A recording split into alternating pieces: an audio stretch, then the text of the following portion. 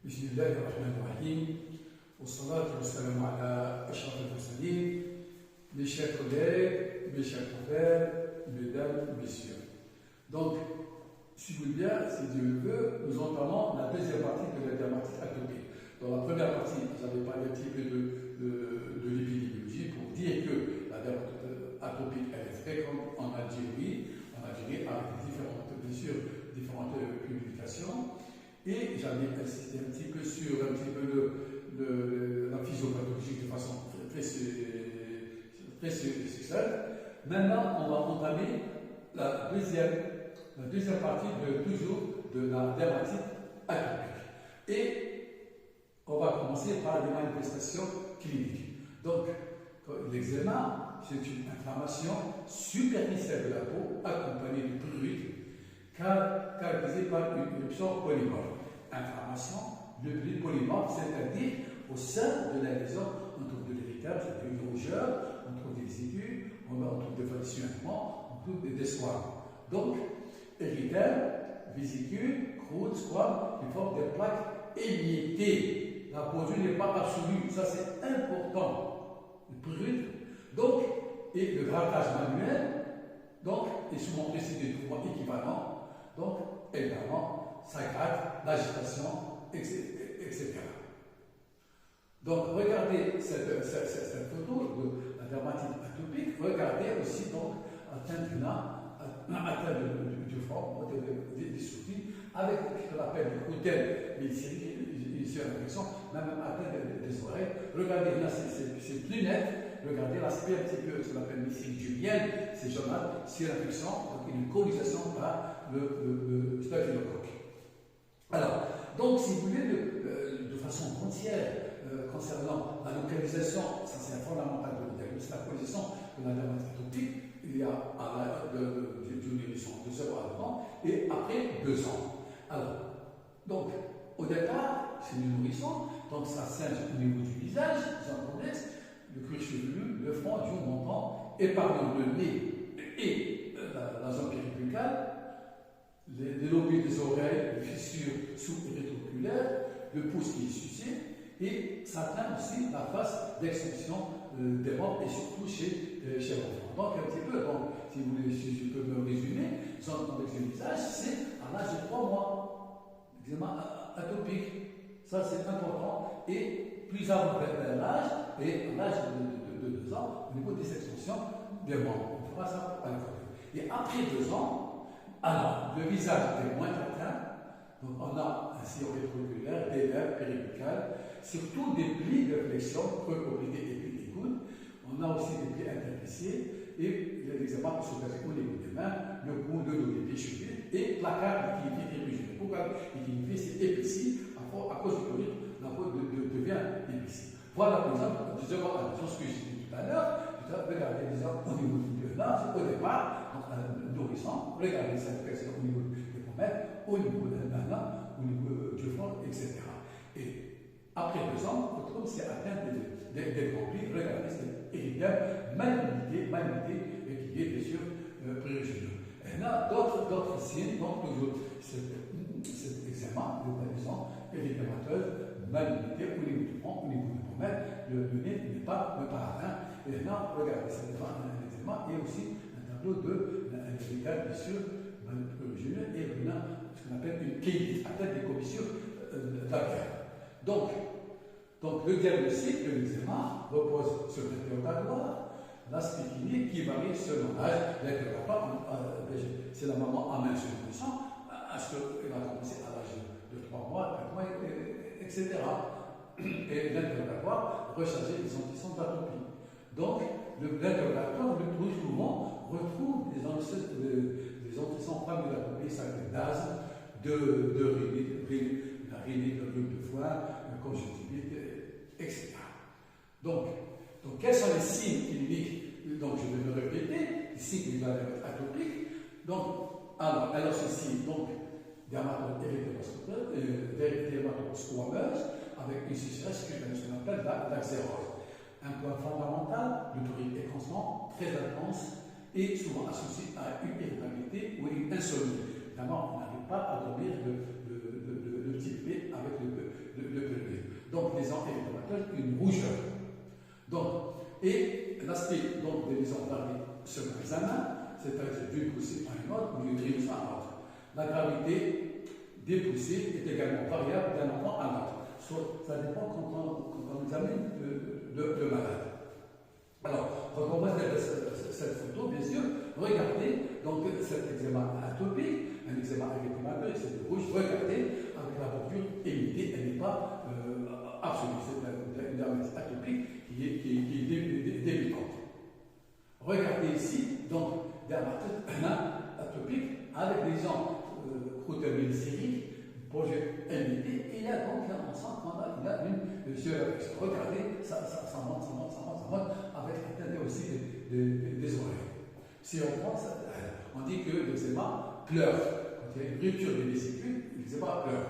Et puis, on a une dissémination de l'eczéma érythémato-vésiculeuse, c'est-à-dire, qu'est-ce que c'est la vésicule? C'est une cavité épidermique remplie de liquide. Regardez une dissémination du processus eczémateux. Regardez aussi, on a ce qu'on appelle une dermatite atopique infectée. Regardez au niveau des pommettes, regardez, on a surtout ici, on a les coutelles ici jaunâtres, c'est une infection par le staphylocoque. Regardez, là, c'est là.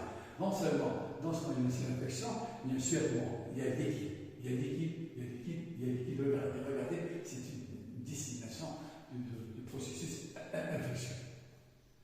Donc, en dehors des poussées, donc une fois que la poussée est jugulée, une fois que la poussée est maîtrisée, la peau, qu'est-ce qu'elle devient? Elle devient sèche en raison d'un déficit constitutionnel en céramide, qui constitue des sédiments intercellulaires. Donc, nourrissons, disons, érythémateuses, des vésiculations prurigineuses, et après 2 ans, donc il n'y a plus, si vous voulez, d'atteinte du visage le plus souvent, donc les poussées et les sont devenues rares, et, comme j'ai dit dans la photo, les lésions sont plutôt localisées au niveau des plis, c'est-à-dire au niveau des coudes, du genou et aux extrémités, mains, poignets, etc. Donc la peau est rouge et érythémateuse ici, parce que il faut se gratter, donc il y a l'aspect liquéfié à cause du grattage, et ce qu'on appelle le phénomène de liquéfication, vraiment l'aspect il est épaissi, etc.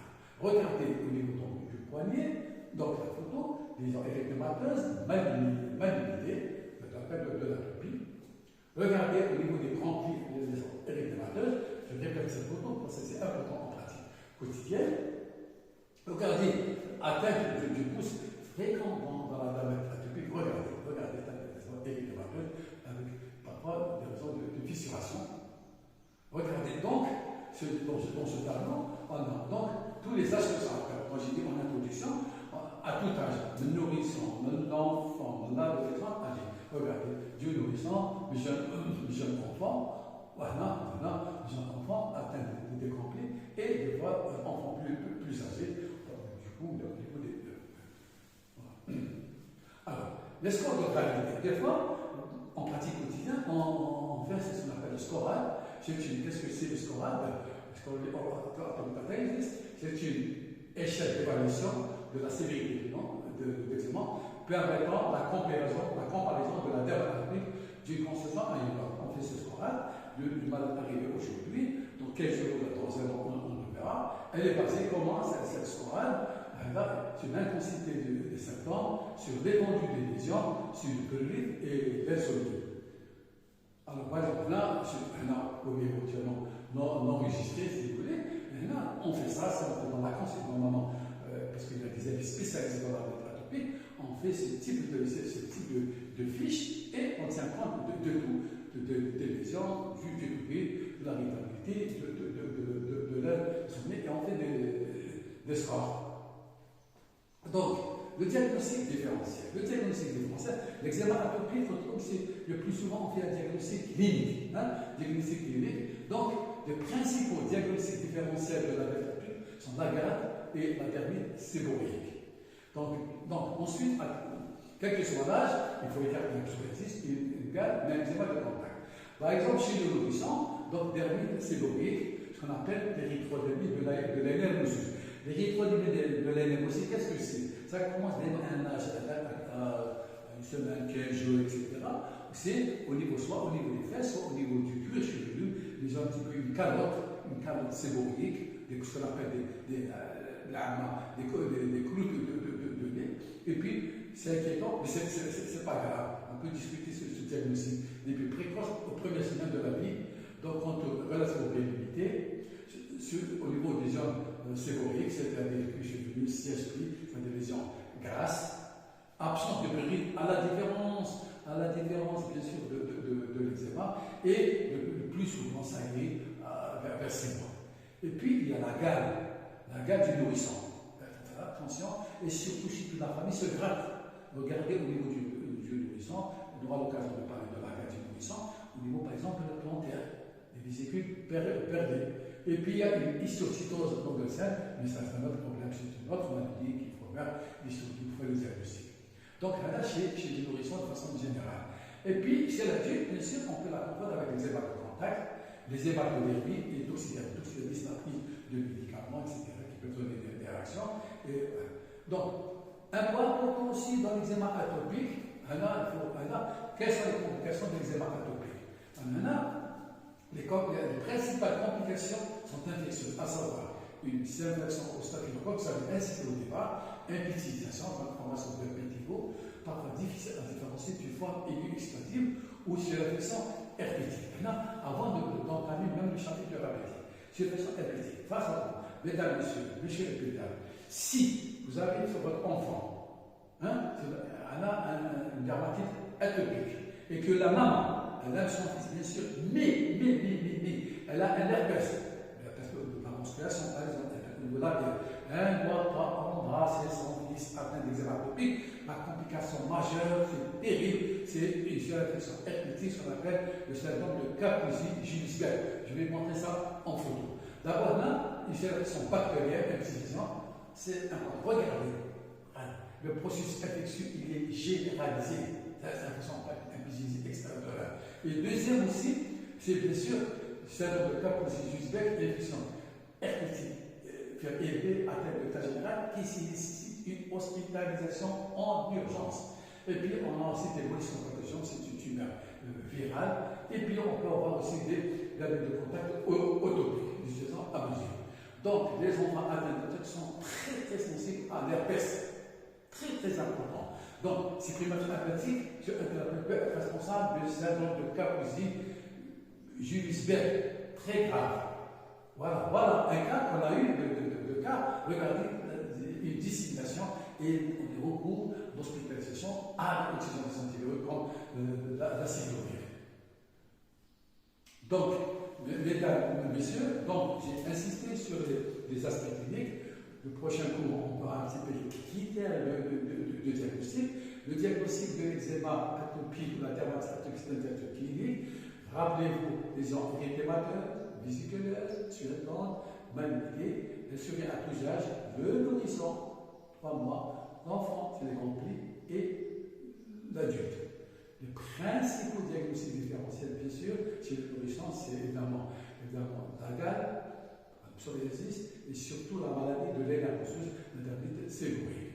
Voilà. Mesdames et messieurs, j'ai donc